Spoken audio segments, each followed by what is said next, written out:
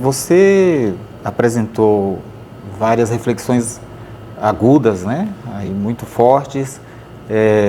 Quero destacar, por exemplo, o fato de as metodologias ativas não terem uma fundamentação epistemológica, né? Isso é muito forte para a gente poder refletir, né?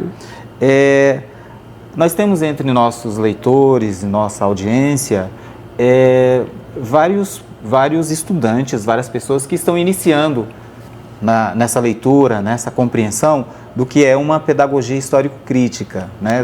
De uma pedagogia que sustenta um certo posicionamento, inclusive de caráter político, ideológico, né? Para essas pessoas, que conceitos você destacaria como sendo relevantes, os conceitos que elas precisam aprender para iniciar a compreensão da pedagogia histórico-crítica? Muito bem, os conceitos basilares, no meu entendimento, Juscelino, são materialismo histórico-dialético. Não tem como entender o básico da pedagogia histórico-crítica sem entender. Não precisa nem entender o Marx, como é até impossível, mas entender como surgiu o materialismo histórico e voltar do cenário da Revolução Industrial na Inglaterra, onde houve todo aquele êxodo rural e que as desigualdades sociais começaram a aparecer de um modo assustador, que os intelectuais começaram a pensar e discutir, se explicar as desigualdades sociais, e um desses caras, ou desse conjunto de pensadores, estava o Carlos Marx e o Engels. E aí nasce essa ideia de... Carlos Marx. Eu gosto do Carlos Marx. Né? Karl Marx. Carlos Marx é um danado. E aí eram esses caras que buscam discutir as desigualdades. Então, assim, é interessante a gente entender que o materialismo histórico e depois o materialismo dialético, que nasce, né? Marx vai buscar lá nos pré-socráticos, com Zenão, a ideia da dialética enquanto um caminho para as ideias, seria uma tradução grosseira do grego, dialética, o caminho entre as ideias, que ele vai colocar aquele movimento, aquela perspectiva de análise, de síncrese, análise e síntese, que aí surge o método dialético. Enfim, que depois é atribuído a Aristóteles. Ele diz, não fui eu, não tenho nada a ver com isso, isso foi o Zenão. Da outra diz, não, foi o Sócrates, só que não fui eu. Ou seja, parece que a dialética não tem pai, mas todo mundo é pai um pouco da dialética. E entender como é que Hegel tem um papel fundamental nessa construção de dizer assim, olha, as transformações sociais, elas só existem a partir da realidade material objetiva, onde aquele sujeito está enfiado.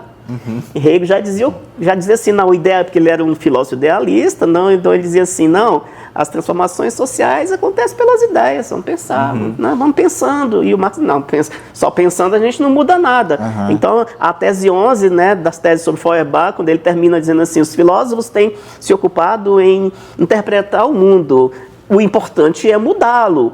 Então, esses conceitos, para quem vai enveredar, eles são muito importantes. E o outro, para tentar encurtar a resposta, é a teoria histórico-cultural, que nasce também com uma intencionalidade da libertação do povo russo, que era uma comunidade majoritariamente analfabeta. Então, só para a gente entender, você já está falando aí de Vygotsky. Sim.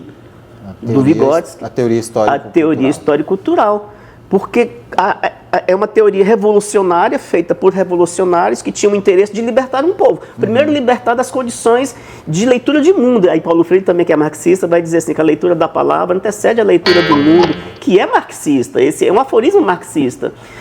E aí é isso, né? Vygotsky e seus colaboradores vão se fundamentar no materialismo do Marx, assim, a realidade material objetiva. Só que ele avança e diz assim, não, a importância de você entender no campo da educação, e isso é muito importante como conceito para quem está começando a se interessar pela pedagogia histórico-crítica, é que, diferente do que o Piaget dizia à época, né, de que você se desenvolve e E no que você se desenvolve, você aprende. A condição da aprendizagem é o desenvolvimento. O Vygotsky vira essa chave e diz assim, não, nananina, não. Nós aprendemos, e aprendendo é que a gente se desenvolve. E tem um conceito importante para vocês se aproximarem, que é a ideia das categorias. Putz, falta tempo. Mas as categorias marxistas também são importantes a gente se aproximar delas, né? Como a mais-valia, como a contradição, mas enfim, das categorias vigotskianas, as funções mentais superiores, a categoria da mediação, da zona do desenvolvimento proximal.